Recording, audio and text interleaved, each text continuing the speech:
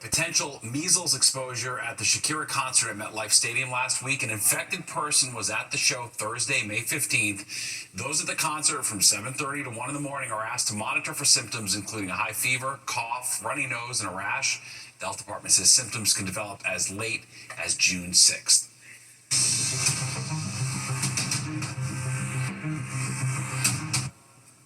Well, there's another deadline looming in the congestion pricing battle. Tomorrow is the latest date given as an ultimatum from the feds to Governor Hochul. Okay, this comes as a new poll is revealing what New Yorkers think about the fight to keep the gantries live and charging drivers. Fox 5's Arthur Chen is live on the Lower East Side tonight with the latest. Arthur. Steve, Natasha, this is a familiar feeling to it. This is the latest deadline in the Trump administration's ongoing efforts to try to get New York City and the state of New York in particular to kill the congestion pricing program. Now, all of this started in January when the congestion gantries were turned on and drivers started getting charged for entering that zone south of 60th Street. There have been, if you have been keeping track, at least two such deadlines in the past made by either the President Trump himself or his Transportation Secretary Sean Duffy, and those deadlines have come with a threat of the Trump administration yanking any funding for transportation infrastructure projects across the state of New York. Now, congestion pricing, as we said, was activated in January despite significant opposition from drivers. But since then, traffic in the zone has gone down. Mass transit usage has gone up. Travel time for buses has sped up, and certain business metrics show businesses have been getting busier in that time. Now, the program, meanwhile, is also raising the projected amount of money needed to fund mass transit improvements. Still, with that deadline looming, a lot of this now moves to the federal courts, for which there is a date next week. But meanwhile, the Trump administration says they will cut funding to New York, which could negatively impact not just transit users, but also drivers from Long Island to Albany and beyond. The latest threat that we heard was that if the state didn't cease and desist with congestion pricing by, it's either May 21st, May 28th, or whatever date comes beyond that, that they would stop changes to the entire state's transportation program. Drivers are going to feel that. They're going to see that their roads aren't getting paved, that their roads aren't going to get widened, that the work that they anticipate happening could potentially not get done. Would affect bridges as well. Now, we mentioned that Siena poll. The main question is whether or not congestion pricing should be eliminated. 41% of those polled says it should be eliminated. 39% said it should not.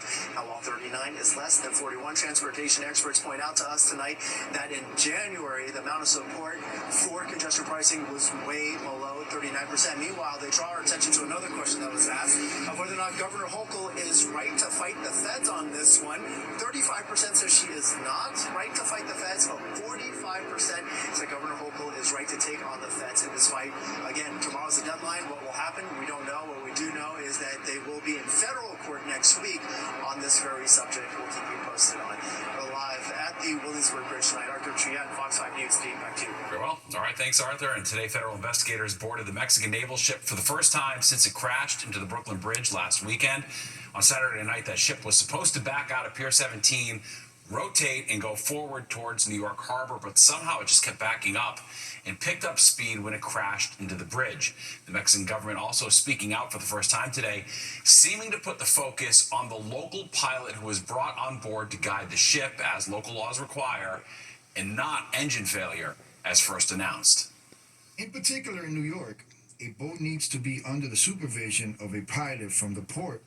That's approved by New York. And so, all the maneuvers the boat was making once it pulled out from the dock until the collision, that entire time it was under that pilot's control. 2 cadets died in that accident. 2 others are still hospitalized in stable condition. An attorney for the local pilot tells Fox 5 his client says he directed the boat to stop and change course, but somehow that didn't happen. All right, turning to the weather and enjoy these last dry hours. The New Jersey Congresswoman speaking out after being slapped with federal assault charges. It's a story you saw breaking last night right here at 10 o'clock. Well, now we're seeing the actual criminal complaint. Fox 8's Linda Schmidt is live in the newsroom with what Representative LaMonica McIver is saying tonight, Linda. And she has a lot to say about this. First of all, this all stems from an incident that happened about 2 weeks ago outside an ICE detention center in Newark. Now, at that time, Newark Mayor Ras Baraka was charged with trespassing. Those charges, though, have since been dropped. But now the feds have decided to charge New Jersey Congresswoman LaMonica McIver, and she is calling it a political stunt. I think the charges are absurd. And New Jersey Congressmember LaMonica McIver says she will fight the federal charges. It started here, outside the Delaney Hall ICE detention facility in Newark. You can hear McIver, who is wearing a red blazer, telling ICE and Homeland Security agents not to touch her and two other Congress members who wanted to tour the facility. The video is from a body cam from one of the agents. It quickly turned into a skirmish after the group tried to prevent the arrest of Newark Mayor Ras Baraka, who also wanted to tour the facility. Now the Congresswoman is charged with 2 counts of assaulting, resisting, and impeding an officer. Interim U.S. Attorney Alina Habba says McIver slammed her arm into an agent and then tried to prevent him from grabbing Mayor Baraka. I was there to do my job along with my other colleagues. We have done this before. This is our obligation to do. It's in our job description to have oversight over a facility, and the entire situation was escalated by ICE. They caused the confrontation. Homeland came and, caused this chaos. McIver says Habba's office offered her what amounted to a plea deal. The Justice Department and Alina Habba wanted me to admit to doing something that I did not do, and I was not going to do that. Once again, I came there to do my job and conduct an oversight visit, and they wanted me to say something differently, and I'm not doing that. I'm not going to roll over and stop doing my job. Now, also, Congressmember McIver is expected to make a virtual court appearance sometime tomorrow. Steve, back upstairs to you. All right, thanks, Linda. President Trump traveled to Capitol Hill today to urge GOP lawmakers to pass his big, beautiful bill. A vote could come as early as tomorrow on the bill that includes major tax breaks, but also cuts to Medicaid and food stamps. Some hardliners are withholding support, saying the bill adds too much to the deficit. The president hoping to get it passed by Memorial Day. But sticking points remain, especially for some New York lawmakers who want to raise the cap on deductions for state and local taxes. Made very clear when I ran for office back in 22 that I would never support a tax bill that does not adequately lift the cap on salt. Republicans can only afford to lose 3 votes if they want the bill to pass, since no Democrats are expected to support it. Governor Hochul is offering an apology to the Seneca Nation for abuse suffered by children at a former school on Native American lands. She was in Western New York this morning to apologize for the atrocities that took place at the former Thomas Indian boarding school. 2,500 students passed through its doors from 1875 to 1957. Hochul says many suffered horrific emotional, physical, and sexual abuse. The president of the Seneca Nation says the apology is an important step towards healing and coming to terms with the dark and tragic period in the tribe's history. Well, turning now to the race for mayor in New York City, the primary now 5 weeks away, and Mayor Adams seemed to acknowledge today that he might not win re-election. All right, Fox 5's Morgan McKay has more on what the mayor said and why it's a much different tone than he's taken in the past. Voters are starting to pay a little more attention, and the first debate is just around the corner. It's crunch time. But Mayor Eric Adams is no longer running in the Democratic primary. He's running as an independent, but seemed to suggest today that he's fine if this is it for him. I'm the mayor of the most important city on the globe. Who cares what happened next term? Who cares? I've reached everything I ever thought I can reach in life. And so what happens next term is going to be fine. I'm going to be fine. I'm going to be great. Now, the first debate for the Democratic primary is on June 4th at 7 p.m. The second debate for the Democratic primary is on June 12th at 7 p.m. as well. Now, candidates who receive public matching funds must participate in both scheduled debates. And that first debate will also likely be the first time that frontrunner in the race, former Governor Andrew Cuomo, faces off against his opponents. Cuomo has only attended a handful of mayoral forums, but only ones where candidates are quizzed one at a time and rarely takes questions from reporters. The last time Cuomo debated an opponent was during his re-election campaign for governor in 2018. The super PAC supporting Cuomo, though, now has raised more than $9 million. Meanwhile, Comptroller Brad Lander announced he's a second candidate to hit the fundraising cap, and Jane Fonda just donated $1,000 to the super PAC supporting Assemblyman Zoran Mamdani. But Cuomo has a hefty lead in the race right now, and in an effort to block him, Mamdani took to social media to ask his supporters to donate to City Council Speaker Adrian Adams. Now you might be asking, I'm running for mayor, she's running for mayor, why would I be asking you to donate to her? Because we are all running together to defeat Andrew Cuomo, to defeat Eric Adams' second term, which is what Andrew Cuomo is running for. And in order for us to be able to do so, we need to make sure that every campaign has the resources it needs. And according to Ad Impact, the super PAC supporting Cuomo has spent more on TV and digital ads than all the other mayoral candidates have spent combined. I'm Morgan Mackay, Fox 5 News. Powering up for summer. How Con Ed is preparing to keep the electricity flowing uninterrupted as we get ready for summer heat and storms. Plus this. Sometimes you wanna go where everybody knows your name. Oh, who could ever forget that iconic scene tonight? The entertainment world paying tribute to a Cheers regular, George Wendt. Con Ed preparing for summer weather. Today it invited meteorologists to its Manhattan headquarters for a look at what it's doing to keep the power on. The utility says it's invested more than $2 billion to strengthen the electric grid in Brooklyn, the Bronx, and Queens, and added stormproofing to areas on Staten Island. We also do exercises and training year-round. So our company has been in business over 200 years, which means the weather patterns have been hitting us for 200 years. And we learn from each and every storm that hits us, and we create response plans that are our playbooks on how to respond to those storms. Con Ed also offering up to $4,000 for home insulation upgrades and $85 rebates for smart thermostats.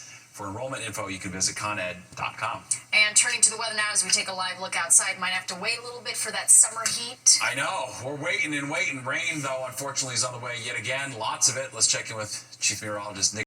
You're watching the 10 o'clock news. A new strategy to try and stem the issues at Newark Liberty International Airport. The FAA announcing it's cutting the number of flights landing and taking off at the airport. All right, so how's that going to work, and what does it mean for your summer travel plans? Fox 5's Jessica Formoso is live at Newark Liberty with the details tonight. Jess. Steve and Natasha, the reduced flights means that those airlines that fly in and out of Newark will now have to limit their schedules, and that could be a problem for passengers who have already booked their flights. I was concerned and I called, and TAP Portugal said that the airline was on time. Passengers coming to Newark Liberty International Airport bracing for whatever challenge comes their way. The busy airport has been plagued with a number of issues for weeks. Delays due to runway construction, a shortage of air traffic controllers, and tech glitches. I mean, they don't have these problems in other parts of the world. I think the loss of air traffic controllers has been a big thing that's been not great. Really, really bad thing that's happening. So, yeah, that was the biggest concern. Flight restrictions that have been in place ever since air traffic controllers first lost their radar and radios briefly last month will remain in place. The FAA announcing Tuesday only 28 arrivals and 28 departure flights will be coming in and out of Newark Airport every hour until June 15th, when the majority of the runway construction is over. After that, it will increase the limit to 34 arrivals and 34 departures an hour. I think it makes sense, but you know, that's a solution to a problem that isn't a problem. I mean, they should solve the problem.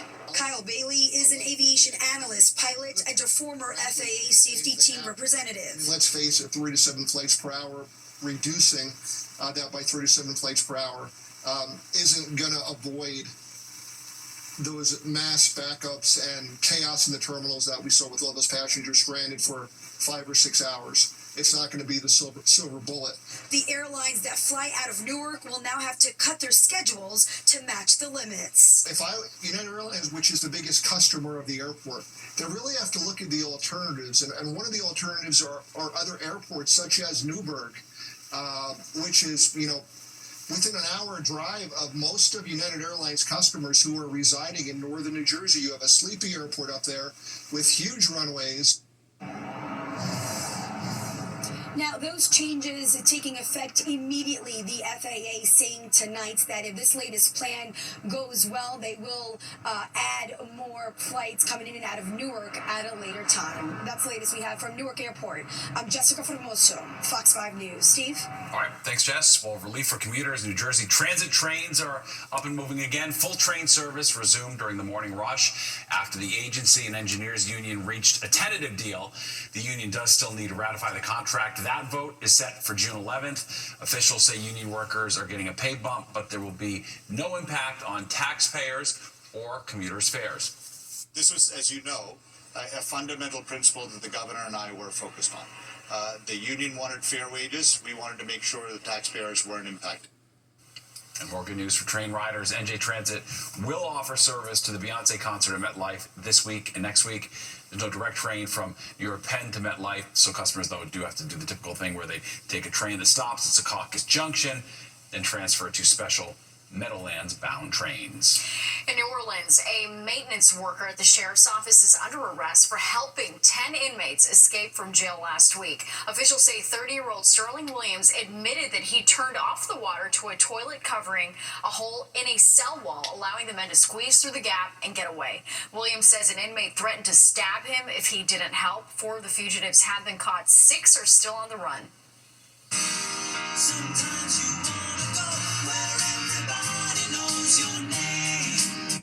Well, some really sad news tonight. George Wendt, the actor best known for playing Norm on the hit comedy Cheers, has died. The role in the long-running series earning him 6 Emmy nominations. He also made a name for himself on Broadway, appearing in shows like Hairspray and Art. George Wendt died peacefully in his sleep while at home. He was 76 years old. And by the way, the finale of Cheers aired 32 years ago tonight. Wow.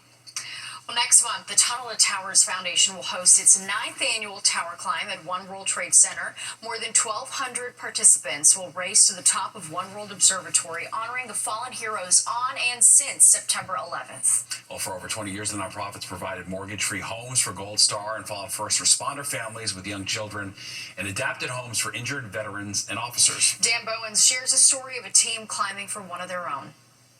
Awesome. You're doing the best you possibly can. With every turn, Dolce Veve grows stronger, powered by unwavering support and a deep sense of teamwork. Wonderful. Through it all, his wife Esther is by his side, the heart of their team. You have 3 more minutes to go.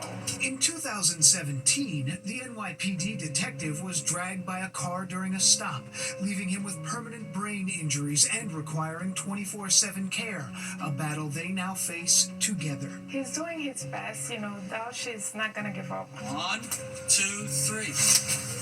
That daily fight got just a bit easier in 2020 when Tunnel to Towers paid off their mortgage and built a custom rehab space through its In the Line of Duty program that helps families with young children. It's like having this piece of this rest at night where you can really put your head down and rest and sleep and feel like, okay, tomorrow is gonna be another day, and it's that much better. This year, she'll be an honorary starter at the Tunnel to Towers Tower Climb, her 4th time leading her growing team called Dolce's Dogs. We climb together and then we sit down and we eat and we have breakfast. It's really a big moment for us. So we're at 136 people. That's the most we've had so far. NYPD Transit Chief Joseph Gulano was Dolce's commanding officer back in 2017. He was by far my best police officer. Wow. Without a doubt in that command. Dolce's Dogs, made up of mostly NYPD members, is now the largest team in the 104-story challenge.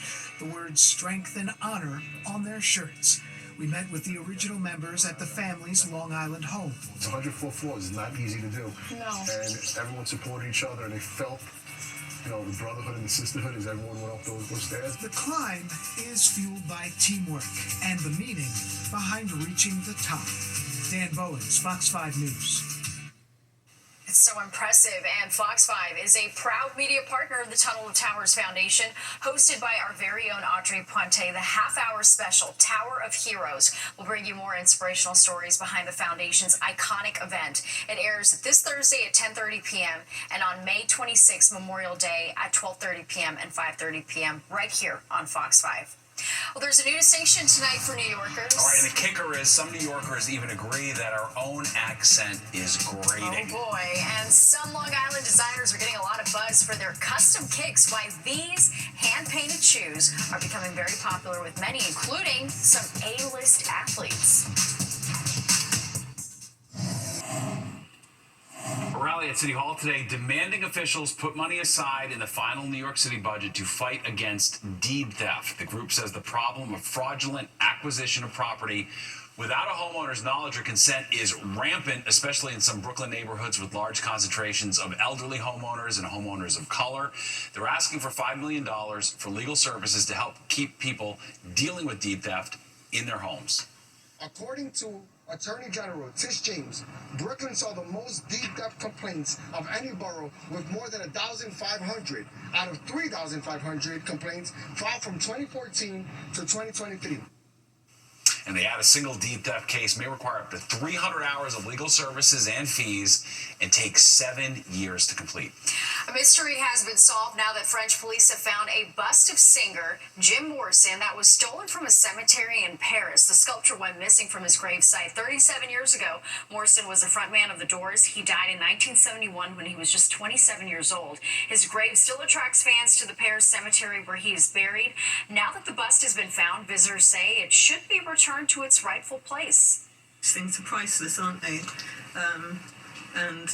But yeah, maybe they could put it back and just have like 24 people volunteering to guard it, having fun, talking about reciting poetry, having, poetry recitals 24 hours a day. And there aren't a lot of details about how the sculpture was recovered, but French authorities say it was located as part of a search that was unrelated to the case. A rep from Morrison's estate welcomed the news that the relic has been found. Yeah, that's cool. Good. I visited that cemetery, Really? Père Lachaise, when I was backpacking through Europe after college. Love and it that. was not as satisfying that the sculpture was not there. You You'll were have to missing go something. back now. Gotta go back now. If it That's goes right. back there, yeah. Do. Well, rain is waiting in the wings. All right, let's take a live look outside. We'll wash out the rest of the week and your holiday weekend plans. It is Memorial Day, by the way. Remember, Nick's standing by with the answer. Plus. I borrowed it from my cousin, Miss Long Island, 1989. When people think New York accents, that's probably what they hear. And that could be why more Americans say the Big Apple is generating accent angst. Accents, we've all got them, and nowhere has a more distinctive one than the tri-state. They can change from state to state, even borough to borough. So true, which, as Fox 5's Kenna Green shows us, Americans are picking up on, and they seem to find our New York speak annoying. Whether you're in the city or anywhere else, a New York accent is instantly recognizable. I'm from here, so New Jersey, New York area, man. It's the same thing everywhere. I don't really consider it much. You talking to me? You talking to me? Is it possible for two youths? Two what? Excuse me, Your Honor. Two youths. And tourists with roots far from New York can't help but pick up how distinct they are. We like to speak like louder, Yeah. A little more aggressive. Yeah, more aggressive, yeah. What's up, what up, yeah. The vibe. Tell them about the sides. What are these sides? They cure cancer? The sides did cure cancer. That's the problem. They were there. That's why they were expensive. A big variable would be how nasal they are. Like they say can't stand it versus can't stand it. Perfecting that accent keeps Charlie Layton in business as a professional speech and dialect coach, teaching clients how to get it just right for their next roles. A lot of New York accents turn THs into Ds, for example, like this and that, or INGs into I and apostrophe, going, dancing, singing. There's the classic AW on dog, or coffee on the corner costs a quarter. But off-screen, a survey from Podcastle, an AI voice platform, found nearly 60% of Americans say they find the accent annoying. and almost half of New Yorkers agree, which this Long Islander learned the hard way. What do people say about you? They think I'm trash. Leighton finds the accent changing over time. You're going to be hard pressed to find someone who still says like doidy doid and doid. That's, certainly, or you guys want to play stickball. Like that's 100 years ago now. So it's evolving with time, it's changing. But changing or not, no matter how few the words, it's always distinct. Nice to meet you. You say you too. Kendall Green, Fox 5 News. It is so interesting. It changes borough to borough. Yeah, no, very, it's amazing. very distinct. And Yeah. Long Island's got this sort of like Fleet A type thing to it. Dog. Thoidy, third, and third. Nick, we should bring that back. I do like those old timey ones too. Those are good. Toid.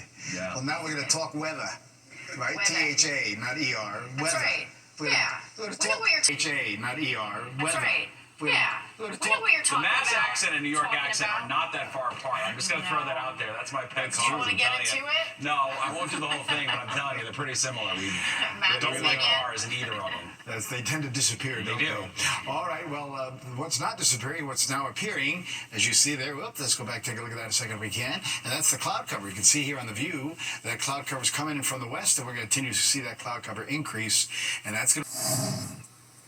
Long Island guy taking custom kicks to a whole new level. And he's not the only one. Fox 8 Jody Goldberg has more on how this sneaker and baseball obsession is paying off. Anthony DeLucia is making moves with shoes. The 27-year-old turned a college pastime into a profession, painting cleats for the pros. Any design, any idea that you can come up with, we can bring it to life. The cleats are his canvas, and the process, prepping, airbrushing, and painting them, can take anywhere from 5 to 15 hours. One of his first pairs was for Aaron Judge. I painted them, I posted pictures of them on social media, and the rest is history.